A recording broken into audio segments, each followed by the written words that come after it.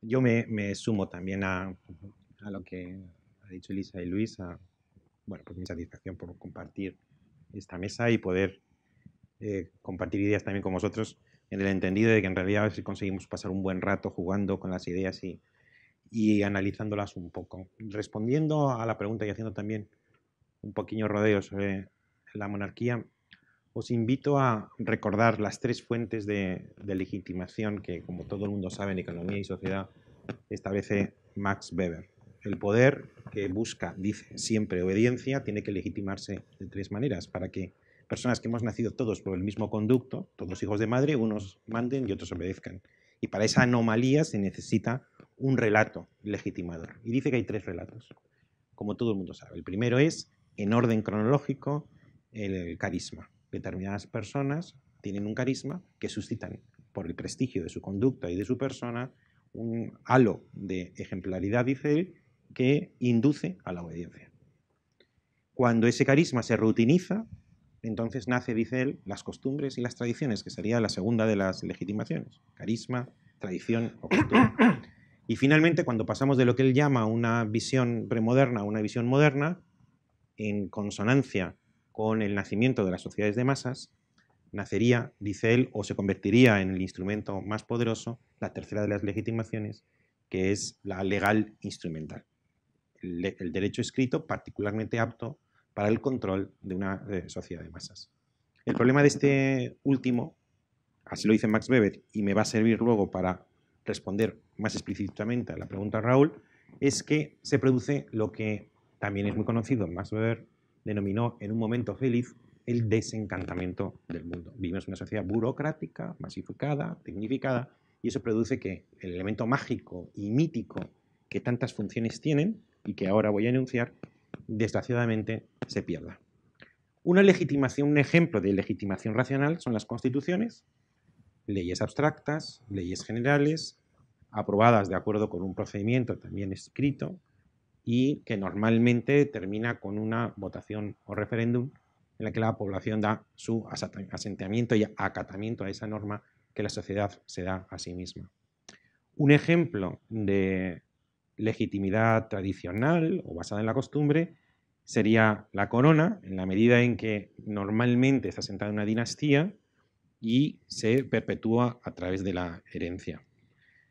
Ahora bien, en los casos de las monarquías de los reyes constitucionales, yo entonces empezaría a decir que la legitimación ya no es una, sino que son dos.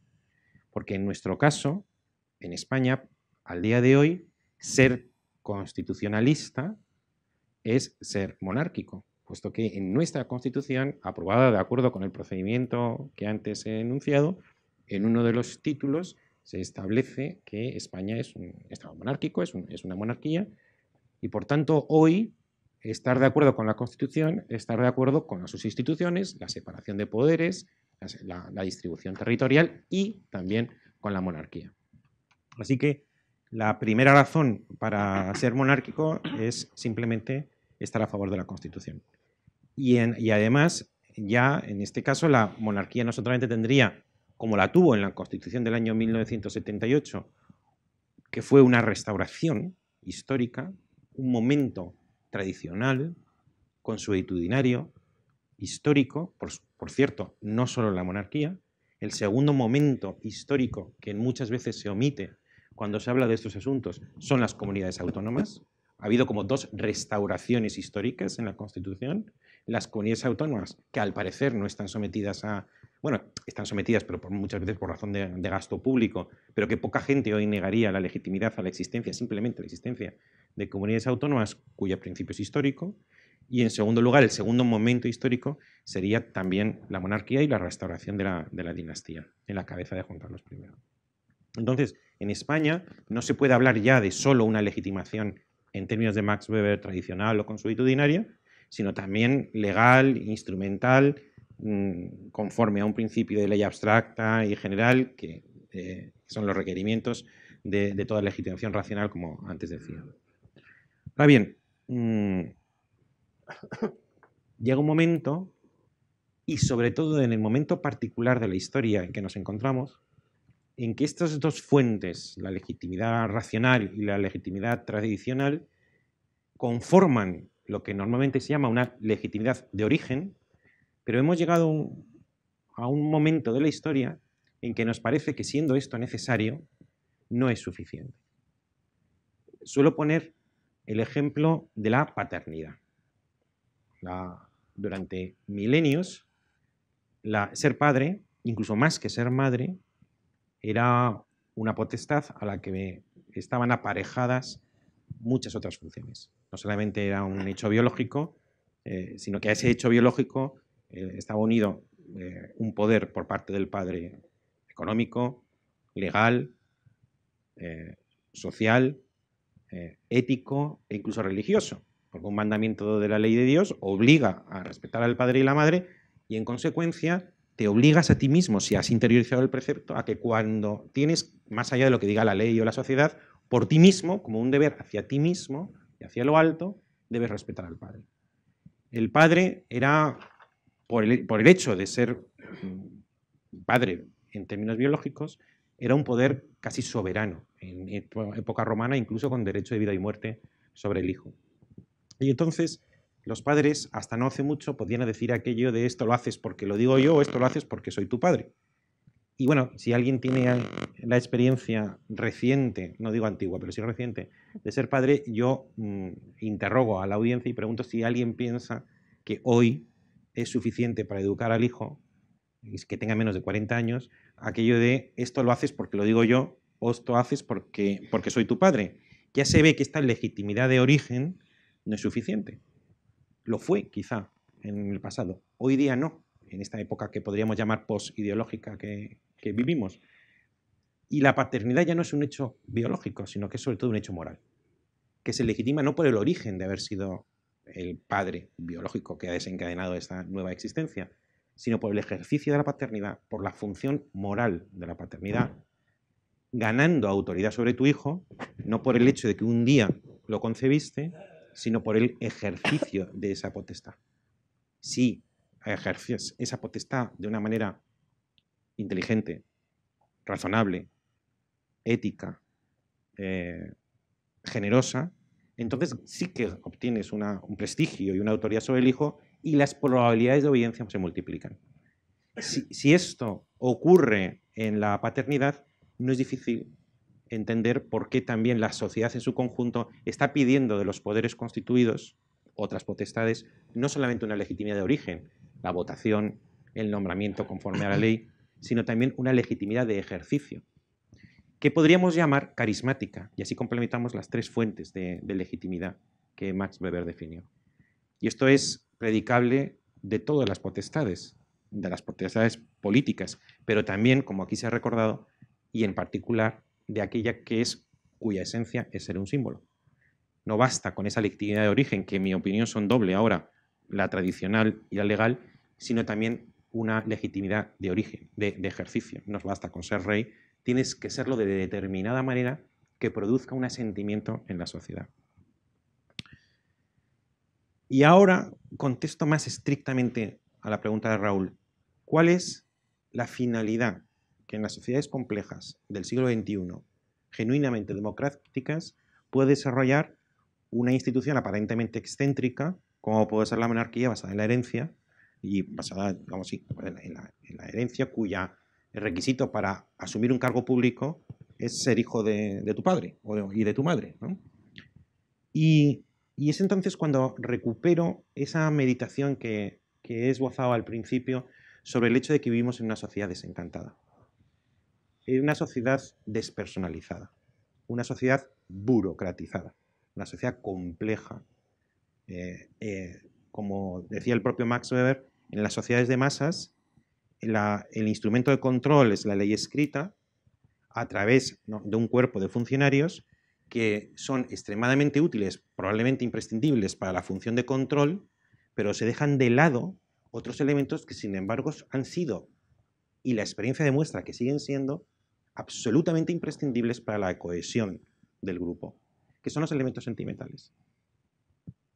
Y el desencantamiento del mundo que define Max Weber de las sociedades de masas debe ser recuperado debe ser compensado por un reencantamiento del mundo en la línea de lo que, por ejemplo, Habermas llamó sentimiento constitucional. No nos basta con saber que vivimos en una sociedad genéricamente democrática. Tenemos que tener y desarrollar un sentimiento de pertenencia a esa comunidad que justifica, por ejemplo, que aceptemos la redistribución de la riqueza a través de los impuestos. ¿Qué es un Estado? Sino a la aceptación de la redistribución de la riqueza conforme un plan de justicia y basado en un sentimiento de pertenencia, que hace que yo redistribuya impuestos dentro de España, pero no dentro de la Unión Europea, ni tampoco dentro del planeta a través de la ONU. Hay un sentimiento de pertenencia como es en una familia. Hay principios que se explican en una familia, por ahí un sentimiento de pertenencia, que en cambio no se explicarían fuera de la familia, y lo mismo ocurre con el país.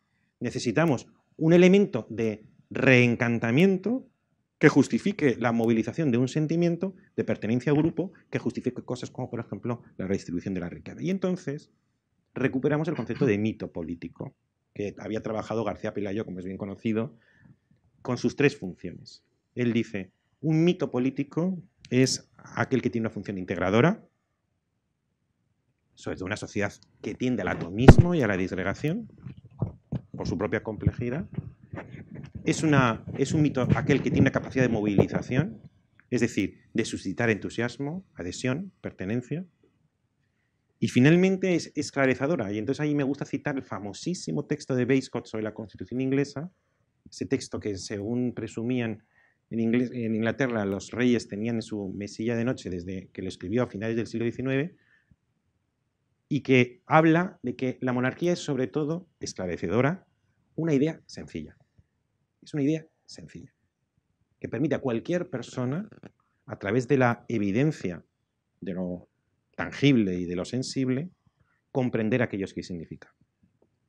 Cuando hablamos del momento integrador de las tres funciones, la primera, es evidente que esto remite al concepto simbólico del que habla la propia Constitución y que nos hace asombrarnos del carácter peculiar de la monarquía en una administración que he dicho que es compleja y que va como una pirámide en una escala creciente de coacción. De manera que, no sé, el subdirector manda menos que el director tiene más capacidad de coacción, más poder, el director menos que el secretario de Estado menos que el ministro, y el ministro menos que el Consejo de Ministros. Entonces es una escala de coacción creciente hasta que llega en su vértice, culminándolo, alguien que sin embargo no tiene poder de coacción. Es un símbolo. ¿Y por qué ponemos en la cúspide de esa pirámide un símbolo? Porque la complejidad del Estado necesita de una idea sencilla y de un símbolo que, a diferencia de otros, la bandera, el himno, la moneda, tenga la capacidad de movilización que tiene lo personal. En una sociedad políticamente despersonalizada, afortunadamente basada en las leyes generales, impersonales y abstractas, que aseguran la justicia pero no la adhesión sentimental, colocamos un símbolo al mismo tiempo doméstico, que es la estampa de una amabilidad no coercitiva, la de una familia, y que sin embargo lo que simboliza es majestuoso, es la majestad del Estado, de su unidad y su permanencia, apenas nada más grave, que constituye una idea sencilla que cualquier ciudadano, sin necesidad de particular entendimiento, puede entender. Y recuperamos ese momento carismático que de otra manera en las sociedades normalmente se pierde. ¿Cuál es la función en el siglo XXI?